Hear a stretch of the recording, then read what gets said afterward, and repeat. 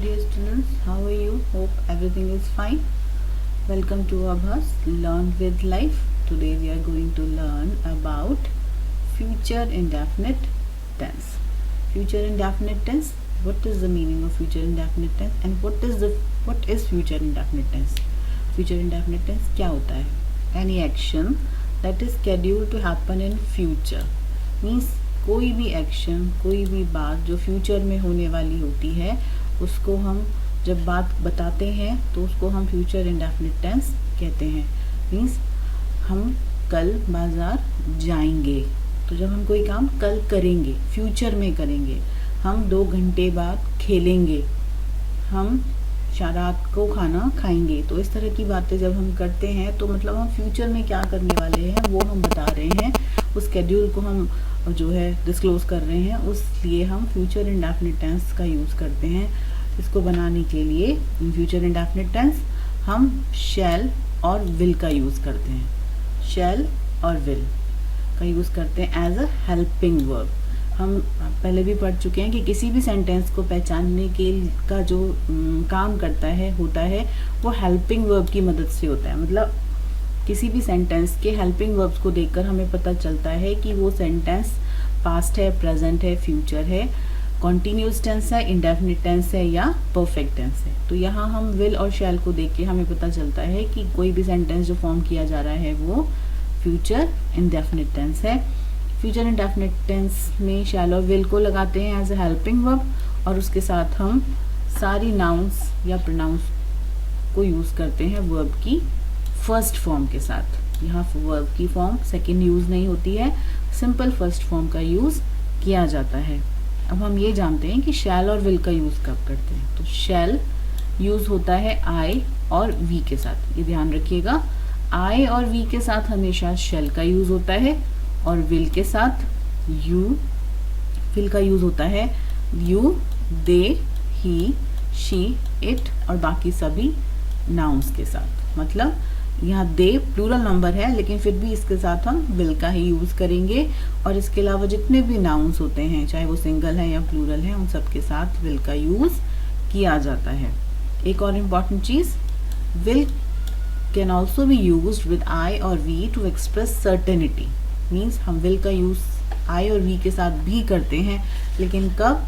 जब हम किसी बात को सर्टन कर रहे हो, यानी कि हम डिटरमाइन कर रहे हैं कि ये काम होना ही है या करना ही है, उस समय भी हम आई और वी के साथ विल का यूज़ करते हैं। Let's see the structure of affirmative sentences of future indefinite tense.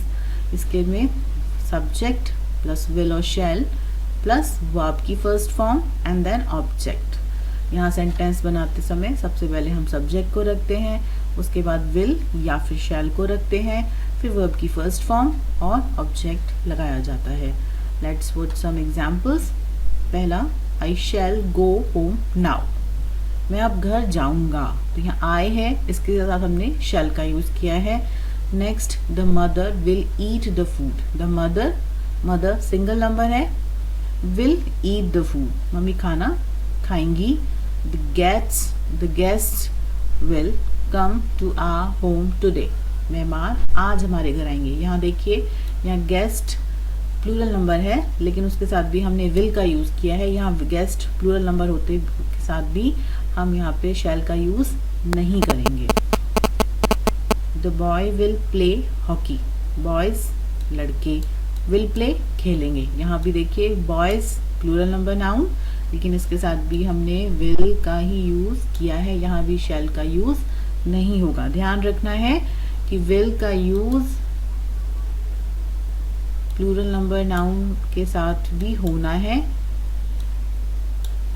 शैल का यूज़ सिर्फ आई और वी के साथ किया जाता है। The boys will play hockey, लड़के हॉकी खेलेंगे। The girls will sing songs in the class, लड़कियां गाना गाएंगी क्लास में। We shall go to school alone, हम अकेले स्कूल जाएंगे। अब यहाँ वी है, आई के साथ भी हमने शैल का यूज़ किया था और वी के साथ भी हम शैल का यूज़ कर रहे हैं। We shall go to school alone, हम अकेले स्कूल जाएंगे, मतलब हम जितने भी लोग हैं सब अपना अकेले अकेले स्कूल जाएंगे, कोई किसी के साथ नहीं जाएगा। Ravi will fly the kite, Ravi पतंग उड़ाएगा। यहाँ विल रवि के साथ भी आया है, गर्ल्स के साथ भी आया है, बॉयज़ के साथ, गेस्ट के साथ और मदर, ये सभी सिंगल और प्लूरल नंबर होने से कोई फ़र्क नहीं होता, हमें सिर्फ आई और वी का ध्यान रखना होगा। चलिए आगे देखते हैं। अब आता है negative sentence. Future indefinite tense में नेगेटिव सेंटेंस बनाते समय हमें क्या सब्जेक्ट फॉर्मेशन रखना है, लेट्स सी इट। इस सेंटेंस में हम नॉट का यूज़ करते हैं आफ्टर हेल्पिंग वर्ब विल और शैल, लाइक विल नॉट और शैल नॉट, मतलब बाकी के सारे रूल्स वैसे ही हैं, लेकिन हमें सिर्फ विल और शैल लगाते समय उसके ठीक बाद नॉट को यूज़ करना है, जिससे हमारा सेंटेंस नेगेटिव सेंटेंस में कन्वर्ट हो जाएगा। स्ट्रक्चर देखिए, सब्जेक्ट विल और शैल, फिर नॉट, फिर वर्ब की फर्स्ट फॉर्म और फिर ऑब्जेक्ट, यानी सब्जेक्ट के बाद विल और शैल लगा के नॉट का यूज़ कर देने से फ्यूचर इंडेफिनिट टेंस का नेगेटिव सेंटेंस फॉर्म हो जाता है। जैसे now I shall not wait for her, अब मैं उसका वेट नहीं करूँगा। यहाँ हमने आई के बाद शैल लगाया और शैल के बाद सिर्फ नॉट लगा दिया और नेगेटिव सेंटेंस फॉर्म हो गया। Next, she will not contest the election, वो इलेक्शन नहीं लड़ेगी। The writer will not right the lesson, writer lesson नहीं लिखेगा। The student will not make a noise in the class, students class में noise नहीं करेंगे। तो यहाँ भी देखिए स्टूडेंट्स प्लूरल नंबर नाउन है, लेकिन हमने विल और उसके साथ नॉट का यूज़ किया है। यहाँ राइटर सिंगल नंबर नाउन है, लेकिन फिर भी हमने उसके साथ विल और नॉट का यूज़ किया है। Next sentence, tomorrow we shall not celebrate his birthday, tomorrow कल, वी शैल नॉट हम नहीं करेंगे। शैल वी है इसलिए शैल लगा है और शैल के बाद not, we shall not celebrate his birthday, हम उसका जन्मदिन कल नहीं सेलिब्रेट करेंगे।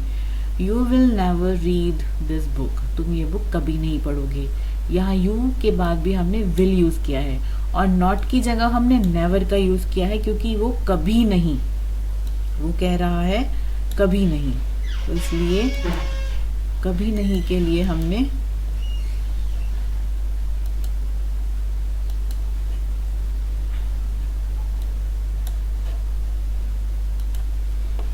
नेक्स्ट सेंटेंस है you will never read this book, तुम ये किताब कभी नहीं पढ़ोगे। यहाँ पे विल हेल्पिंग वर्ब के बाद नेवर का यूज है। Never, as you all know, never is also a negative word, तो हमने नॉट की जगह नेवर का यूज किया, मतलब कभी नहीं।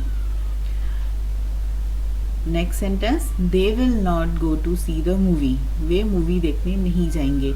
यहाँ दे है और उसके बाद विल का यूज किया गया है। आप जानते हैं आई और वी के साथ शैल का यूज होता है और बाकी सभी के साथ विल का यूज होता है, और साथ में हमने लगा दिया नॉट, तो वे नहीं जाएंगे मूवी देखने। चलिए अब हम, आई होप आपको नेगेटिव सेंटेंस समझ में आ गए होंगे। अब हम इसके इंट्रोगेटिव सेंटेंस समझ लेते हैं। In the formation of interrogative sentence और the future indefinite tense, the helping verb is placed at the starting of the sentence to make it interrogative. Means future indefinite tense के negative interrogative sentence बनाने के लिए हमें क्या करना होता है, हमें सिर्फ helping verb को subject के पहले रख देना होता है। मतलब जैसे अभी तक आप देखते आए थे कि हम सबसे पहले subject रखते हैं, उसके बाद हम helping verb को रख रहे थे, लेकिन जब हम future indefinite का इंट्रोगेटिव सेंटेंस बनाते हैं तो हम सबसे पहले हेल्पिंग वर्ब को रखते हैं, उसके बाद दूसरे नंबर पे सब्जेक्ट रखा जाता है और उसके बाद फिर वर्ब की फर्स्ट फॉर्म लगाई जाती है, और लास्ट में क्वेश्चन मार्क लगाना तो बिल्कुल भी ना भूलें। चलिए तो उसके एग्जाम्पल्स देख लेते हैं। यहाँ देखिए पहला एग्जाम्पल है हमारा, शैल आई गो होम नाउ, क्या मैं अब घर जा सकता हूँ, जाऊँगा। शैल जाऊंगा, क्योंकि आई है इसलिए शैल का यूज किया गया है। शैल आई गो होम, क्या मैं घर जाऊंगा। शैल वी, क्या हम पास द टेस्ट, टेस्ट पास करेंगे। विल शी हेल्प अस, क्या वो हमारी मदद करेगी? Will Ali and Ahmad do their work, यहाँ पे अली और अहमद दो नाउन्स हैं, मतलब ये प्लूरल हो गए हैं, लेकिन हमने यहाँ पे हेल्पिंग वर्ब विल ही रखी है। Will Ali and Ahmad do their work, क्या अली और अहमद अपना काम करेंगे? Will Rumsha win the competition, क्या रुमशा कंपटीशन विन करेगी, मतलब क्या रुमशा कोई प्रतियोगिता जीतेगी? तो यहाँ भी विल लगाया गया है। मैं फिर से याद दिला दूं आपको कि शेल का यूज आई और वी के साथ होता है, बाकी सभी नाउन और प्रोनाउंस के साथ शेल का विल का यूज किया जाता है। अभी इंट्रोगेटिव सेंटेंस का एक स्ट्रक्चर और हम पहले भी पढ़ते आए हैं, स्ट्रक्चर 2, जिसमें हम हेल्पिंग वर्ब से पहले क्वेश्चन वर्ड्स को रखते हैं, मतलब वो सेंटेंस जिसमें हम क्वेश्चंस पूछते हैं। तुमने क्या खाया, तुम कहाँ गए, तुम कब सोओगे, तुम कब पढ़ोगे, इस तरह के सवाल पूछे जाते हैं जिनमें क्वेश्चन वर्ड सेंटेंस के बीच में आता है। भले ही हिंदी में बोलते समय वो क्वेश्चन वर्ड सेंटेंस के बीच में आता है, लेकिन जब भी हम फॉर्मेशन करते हैं इंग्लिश में तो वही क्वेश्चन वर्ड सबसे पहले लगा दिया जाता है।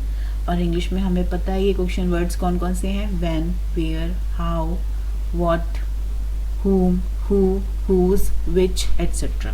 तो इन्हीं क्वेश्चन वर्ड्स को सबसे पहले लिखते हैं। उसके बाद हेल्पिंग वर्ब, जो हमने पहले भी किया था, ये फॉर्मेशन चेंज नहीं होगी, बस हम इसके पहले यहाँ पे क्वेश्चन वर्ड लगा दे रहे हैं। तो हमने क्वेश्चन वर्ड लगाया, फिर विल और शैल का यूज किया, फिर सब्जेक्ट, उसके बाद वर्ब की फर्स्ट फॉर्म और फिर ऑब्जेक्ट। चलिए तो एक बार इसके एग्जाम्पल्स देख लेते हैं। पहला एग्जाम्पल है what will you do after going there. What, अब देखिए यहाँ व्हाट मीन्स क्या होता है, ठीक है, क्या, लेकिन जब हम इसको हिंदी में पढ़ते हैं तो उसका मतलब होता है तुम वहां पर, what will you do after going there, वहां जाने के बाद तुम क्या करोगे। हम जब इस सेंटेंस को हिंदी में पढ़ेंगे तो हम पढ़ेंगे वहां जाने के बाद तुम क्या करोगे। तो यहाँ ये जो क्या वर्ड है, ये क्या वर्ड सेंटेंस के बीच में आ रहा है, तुम क्या करोगे। तो लेकिन जब भी ये क्या वर्ड बीच में आता है, इसकी इंग्लिश हम सबसे पहले लगाते हैं। तो क्या, व्हाट विल यू डू, तुम क्या करोगे आफ्टर गोइंग देयर, वहां जाने के बाद। दूसरा, who will take care of this child, इस बच्चे की हेल्प कौन की, टेक केयर कौन करेगा। Number 3, how will you handle so much work, तुम इतना सारा काम कैसे हैंडल करोगे। When will he come out of this trouble, वो इस परेशानी से बाहर कब आएगा। Why will these children scold, ये बच्चे डांट क्यों खा रहे हैं, या इन बच्चों की डांट क्यों पड़ेगी, इन बच्चों की डांट क्यों पड़ेगी। How will we go out on this dark night. How will, यहाँ विल की जगह शैल आना चाहिए था। How shall we go out on this dark night, हम इस अंधेरी रात में कैसे जाएंगे बाहर। वी गो आउट, हम बाहर जाएंगे, ऑन दिस डार्क नाइट, इतनी गहरी रात में कैसे, हम कैसे बाहर जाएंगे इतनी रात में। यहाँ विल की जगह शैल आएगा, it's a mistake. Next, which movie will they watch tonight, आज रात वे कौन सी मूवी देखेंगे। What will they both talk about, वे दोनों क्या बातें करेंगे। यहाँ भी वॉट और ये विच, ये देखिए जब हम हिंदी में बोल रहे हैं तो ये वर्ड्स बीच में आ रहे हैं, सेंटेंस के बीच में आ रहे हैं, लेकिन जब हम इनको इंग्लिश में फॉर्म करते हैं तो उन वर्ड्स की इंग्लिश सबसे पहले लगाई जाती है। अगला देख लीजिए, who will teach you English, तुम्हें इंग्लिश कौन पढ़ाएगा। यहाँ भी हमने हु पहले लिखा है, लेकिन जब हमने हिंदी में बोला तुम्हें इंग्लिश कौन पढ़ाएगा, तो ये कौन वर्ड बीच में आया है। Where will she go alone, वो अकेले कहाँ जाएगी। अब यहाँ भी ये वेयर मीन्स कहाँ, हिंदी में बोलते समय बीच में आया, लेकिन इंग्लिश में बोला तो वेयर सबसे पहले आया। तो where will she go alone, वो अकेले कहाँ जाएगी। तो हम इन सारे सेंटेंसेस को पढ़ते समय हमें ध्यान रखना है कि जब हमने इनको हिंदी में सोचा था या हिंदी में पढ़ा था तो उसमें वो सारे क्वेश्चन वर्ड्स जो थे वो बीच में आ रहे थे, लेकिन जब भी हम इनको इंग्लिश में फॉर्म करते हैं तो ये सारे सेंटेंसेस में से जो क्वेश्चन वर्ड्स होते हैं उनको सबसे पहले लगा दिया जाता है। जैसे व्हाट, क्या करेगी, क्या करोगे, हु विल टेक केयर, ध्यान कौन रखेगा, हाउ विल यू हैंडल, तुम कैसे हैंडल करोगे, when will he come out, वो बाहर कब आएगा, why will these children scold, ये बच्चे डांट क्यों खाएंगे, how will we go out, हम बाहर, how shall we go out, हम बाहर कैसे जाएंगे, which movie will they watch, वो कौन सी मूवी देखेंगे, what will they both talk, वो क्या बातें करेंगे, हु विल टीच यू, तुम्हें कौन पढ़ाएगा, वेयर विल शी गो, वो कहाँ जाएगी। इसके अलावा ये जो मैंने अलोन, इंग्लिश, अबाउट, टुनाइट है, ये सभी ऑब्जेक्ट्स हैं। ये ध्यान रखिए, ये ध्यान रखना है, ये बाकी के जो बाद में लगाए गए हैं ये ऑब्जेक्ट्स हैं। इसको मैंने अभी आपको नहीं बार बोला, इस बार मैंने सिर्फ सिंपल सेंटेंस बोले थे।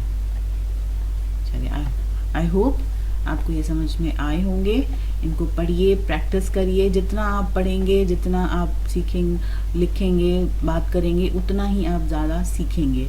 That's all for today. Keep practicing, and if you like my video, please like, share and subscribe. Thanks a lot.